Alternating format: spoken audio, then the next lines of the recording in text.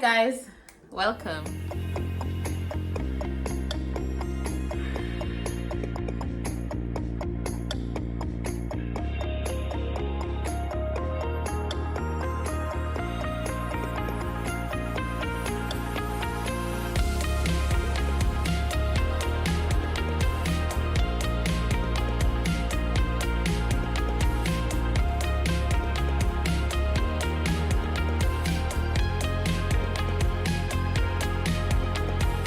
Your first time joining us, welcome to Moods Lifestyle.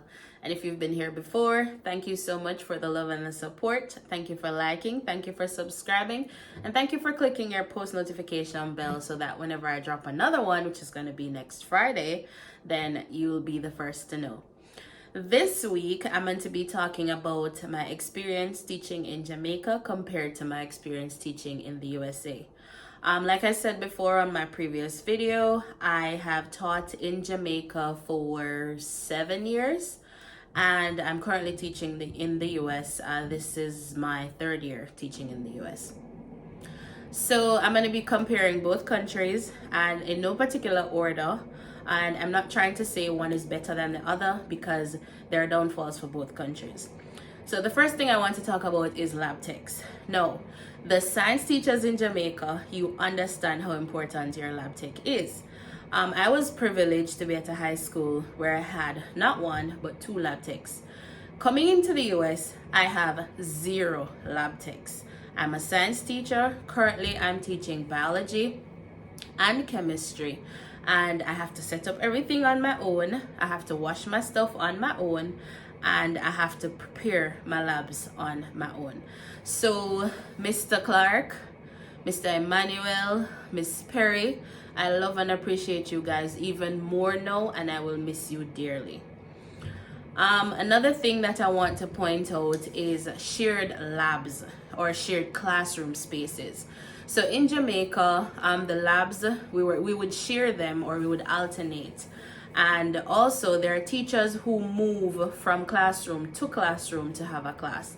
But here in the US, you're given a room and you stay there, and the kids are the ones to alternate to come to you. So if I'm supposed to have a class at 12, I just need to be in my room, in my lab, and the kids will come to me at 12.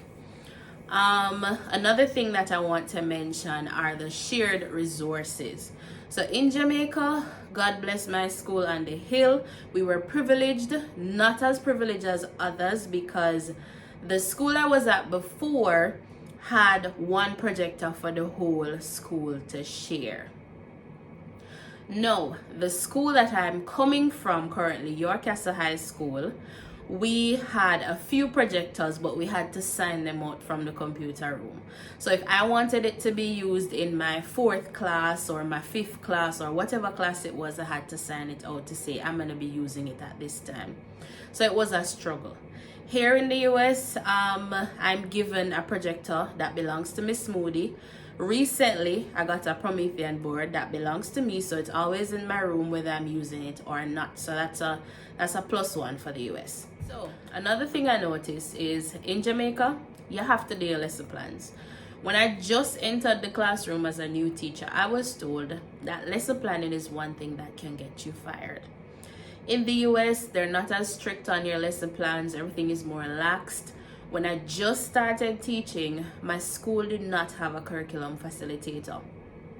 Now that we have a curriculum facilitator, I realized that a part of her job is making sure that lesson plans are done and they're submitted on time. But in Jamaica, lesson plans have to be done. They have to be submitted to the HOD. The HOD signs, there's a monthly form to say you only submitted 1 lesson plan or 5 or 10.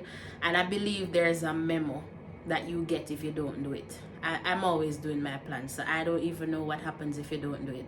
But you have to do lesson plans in Jamaica. The school events in Jamaica. So if there's a PTA meeting, for example, on a Thursday, then school ends at 2. So we dismiss school at 2. The kids get to go home. The teachers go to the PTA meeting, and the parents come over, and we can have meaningful discussions. Here, the school events, PTA meetings are held at night. So at 6:30 in the afternoon, or in the evening, when everybody is trying to go home, that's when PTA meetings start. Other school events in Jamaica, for example, sports day or fun day, that is a day in the school year. In the US, the sports games, so if there's a basketball game or a volleyball game, those are held at night. There are games at 7:30, there are games at 8:30, and nothing disrupts the school day. Prom is also another thing that happens here in the US. The school I was at in Jamaica, there was no prom. And the prom in the US, it happens on a Saturday at night. Graduation. Graduation is another big thing. So in Jamaica, graduation is held on, my graduation was a Thursday. It was a day in the week, and graduation started at about 2 p.m. Graduation time is always like 1, 2. I don't think any graduations I've ever been to in Jamaica started at 3. Now, the graduation in the US, it's on a Saturday. It's not a school day, and it starts at 6:30 or 7, thereabout. Now, another thing that I want to mention about the graduation. In Jamaica, the graduation ends at night. I can clearly remember my last graduation in Jamaica where I was trying to get pictures with my form students, but it was so dark we could barely see each other to take any pictures. If you're not in the auditorium, outside everywhere is dark because night come down come catch we. Now, in the US, even though the graduation starts at 6:37 thereabout at night, by an hour time, you're out of there and everybody's on their way home. My first graduation was about an hour and 15 minutes. I was shocked because I was sitting in there waiting for guest speaker. There was no guest speaker. I was waiting for other things to happen. It was just an in and out function. So graduation here starts late, but in an hour, maybe 2 hours max, it's done. A sore point. Working as a first-time teacher in Jamaica, I started working in September. That's when the school year begins. And my first salary was in November. I had to work September, no pay. October, no pay. And November, I had to wait until the end of November to get my salary. And when I was complaining about it, there are other colleagues who were telling me that me lucky because them never get for them first pay till January. No, I came to the US in August. I started working about the 16th of August and I got paid on the 31st of August. So that's another thing.